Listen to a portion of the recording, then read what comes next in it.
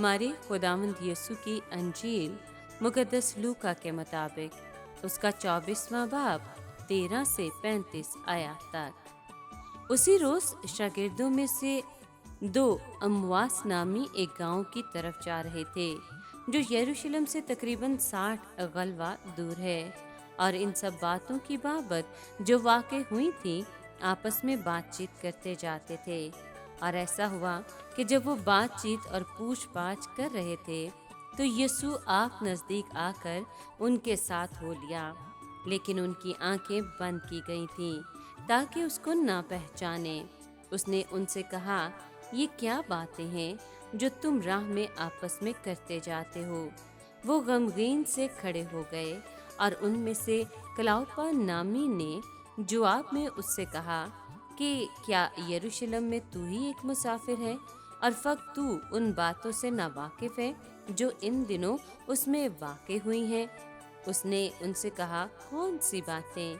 उन्होंने उससे कहा कि यीशु नासरी की बाबत, जो नबी मर्द था और खुदा और सारी उम्मत के नज़दीक काम और कलाम में साहिब कुदरत था, जिसे सरदार काहिनों और हमारे सरदारों ने कत्ल के लिए हवाला किया और मसलूब किया, मगर हमें तो उम्मीद थी कि यही इसराइल को मखलसी देगा। और इन सब बातों के अलावा इन वाक़यात को आज तीसरा दिन हुआ है, और हम में से चंद औरतों ने हमको हैरान कर दिया है। वो तड़के उसकी कब्र पर गईं और उसकी लाश को ना पाकर आईं और बोली कि हमने फरिश्तों की रोयत देखी जो कहते थे कि वो जिंदा है, और बांस ने हमारे साथियों में से कब्र पर जाकर जैसा कि उन औरतों ने कहा था वैसा ही पाया, मगर उसको ना देखा। तब उसने उनसे कहा कि ऐ ना फहमो और नबियों की सब बातों के मानने में सुस्त एतकादो, क्या जरूर ना था कि अलमसीह ये दुख उठाए और इसी तरह अपने जलाल में दाखिल हो, और तौरात मूसा और सब सहाइफ अंबिया से शुरू करके सब नविश्तों में जितनी बातें उसके हक में लिखी हुई हैं उनको समझा दें। इतने में वो उस गांव के नज़दीक पहुंच गए जहां वो जाते थे, और उसके अतवार से ऐसा मालूम हुआ गोया कि वो आगे बढ़ना चाहता है। तब उन्होंने ये कहकर उसे बाइसरार रोका कि हमारे साथ रह, क्योंकि शाम होने लगी है और दिन बहुत ढल गया है।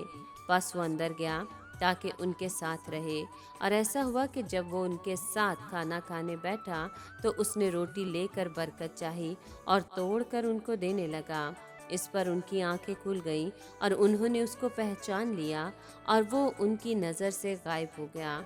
और उन्होंने आपस में कहा कि जब राह में वो हमसे बातें करता और हमारे लिए नविश्तों को मुनकशफ करता था तो क्या हमारा दिल पुरजोश ना हो गया था?